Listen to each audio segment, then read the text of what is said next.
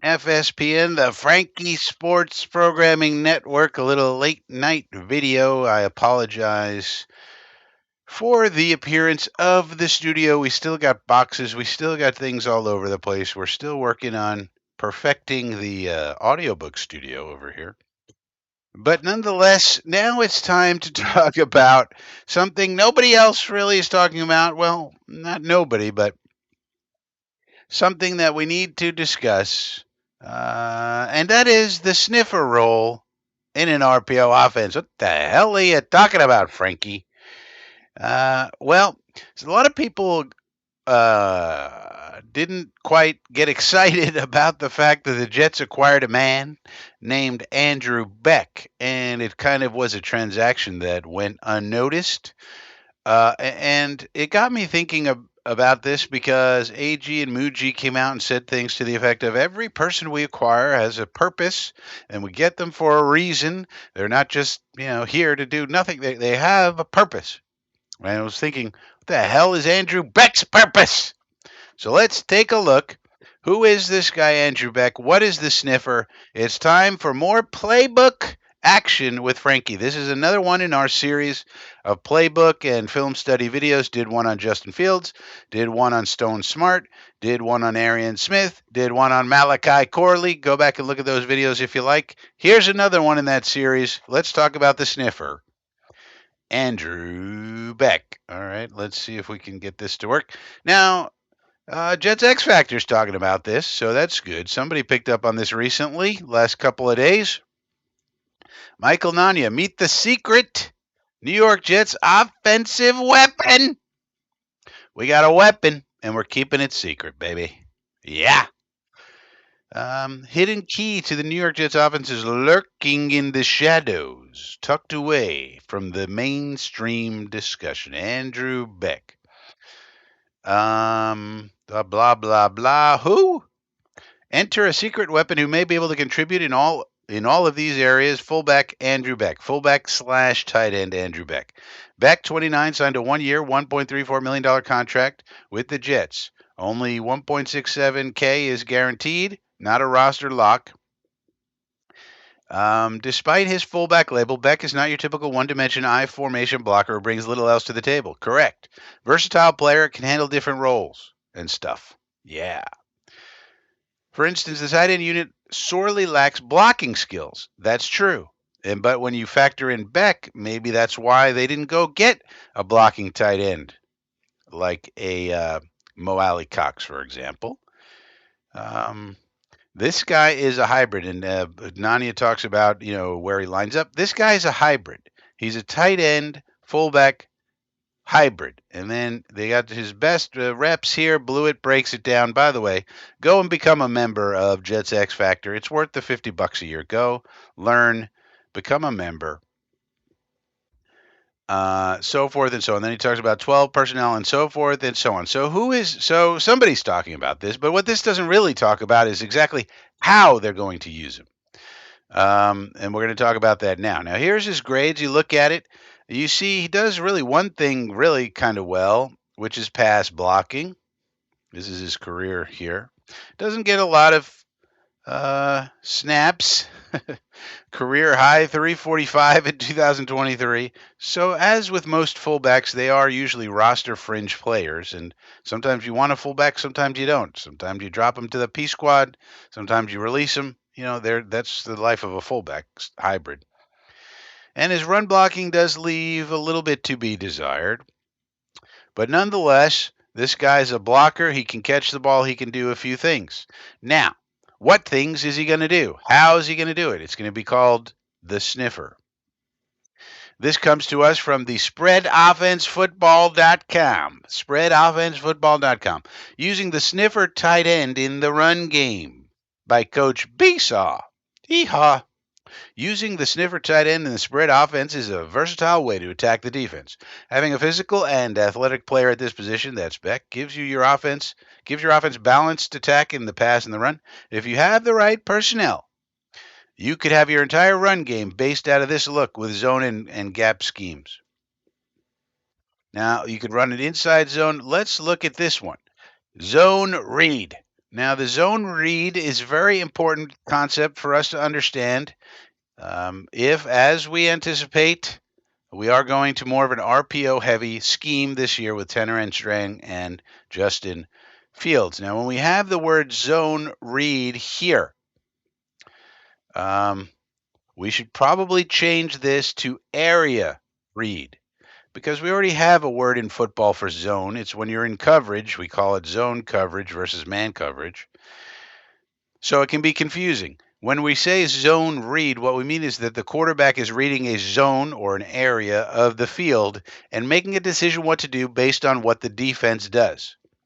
So the typical zone read is something that you see here on this play here. Zone read is great for quarterbacks that are comfortable out in space and can be treated like another running back in your offense. Sound like Justin Fields? I think so. If you have a mobile quarterback, yes, sir, who can be a threat with his legs, yes, sir, then you'll really enjoy running zone read. That's what we got. Here, the sniffer now. So in this case, what we got, the sniffer is the Y position. Right? Yeah. So here he's sort of in the wing position. He starts out. Quarterback is going to have a mesh point with your tailback, T for tailback. Okay. You're going to have a mesh point. You're going to be reading this zone right here, this E player, the end or the E mole, end man on the line. That's typically who you're reading. And in this case, you have the sniffer coming. So especially if he cracks down, you're going to keep it. This guy goes here without the ball. Quarterback's going to keep it. And now he has a personal blocker out here to take care of these mofos. And there goes Justin Fields, 22, 23 miles per hour. Touchdown. How about that? Score a touchdown once in a while. That's allowed in the game. And so this is a good look against defenses that use their defensive ends to spill or squeeze down the line of scrimmage, forcing the ball into the quarterback's hands, which is what we want because we have Justin Fields. We want the ball in his hands because he's super fast. The sniffer is now added as a number in the blocking scheme for the quarterback. So it's an added blocker to get a hat on a hat. In case he doesn't come down, he blocks him here. Now this guy starts stuttering his feet. Okay, boom. Here comes old Beck to knock your head off, buddy. See what we're doing? And notice the other thing that's going on here. Z, here he's called an A, an X, blocking. They are blocking their corners. Get them out of there, right? And what have we heard from Coach AG? No block, no rock. Talking about the wide receiver. You don't block, you don't get the rock. That's what AG tells him. And look, here's a play. You got to be blocking. All right. Here's another play, but this is called the slip. All right. Let's take a look at this in action, shall we? What does this actually look like? This guy here is your sniffer. All right. He's going to slip out into the flat. They call these different things, right? You see the mesh point? Okay. This guy is confused. Who's got it? Who's got the ball? I don't know. Who? Maybe him. Maybe him. I'm not sure. By the time he reacts, too late. What's going to happen? Easy completion. Bink, boom. There we go. Let's go. Let's go. Look at all these yards this guy got. It's a very simple play. What's nice about it is if you read it properly, you can't go wrong. All you got to do is read it correctly. And Justin's very experienced at reading this. Right here at the mesh point, all you got to do is read this properly. And as long as you do that, it's a very easy play because the defense can't be right if you read it correctly. This guy, he can't make a play on this dude now. Boom. No one there to cover him. There he goes. Make a move, a little movie move. Boom. So, that's a beautiful thing. And imagine that being Mason Taylor. Imagine that being Stone Smart. You could insert them into that kind of a role as well. And there's other plays, the wham, the insert. When you insert him in to get another hat on a linebacker, and think about how much of a benefit this would be to a person like Breece Hall We could actually get people blocked up. Imagine we could actually block people with not only the offensive line, but our tight ends, and including Andrew Beck, the sniffer.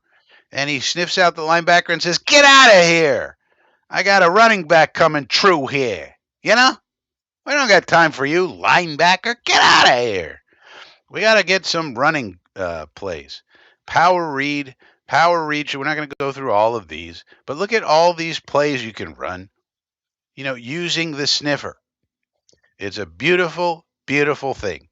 So, in my opinion, this is what we're doing. We'll see how much old Tanner Engstrand uses it, but that could be a very important thing about Andrew Beck, a player not too many people are thinking about.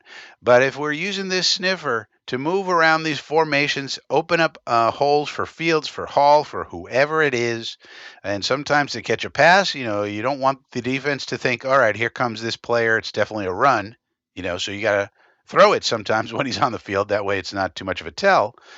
But otherwise, this is just another chess piece that the Engstrand offense will use with Justin Fields under center in the RPO game. All right, so there you go. Another video from the playbook of old Coach Frankie and FSPN. If you enjoyed it, if you like all these videos and you think they're differentiated from the other content you see here on YouTube for the Jets, why not subscribe to the channel? That would be great. We could use more subscribers. And if not, just give me a thumbs up on the video if you enjoyed it.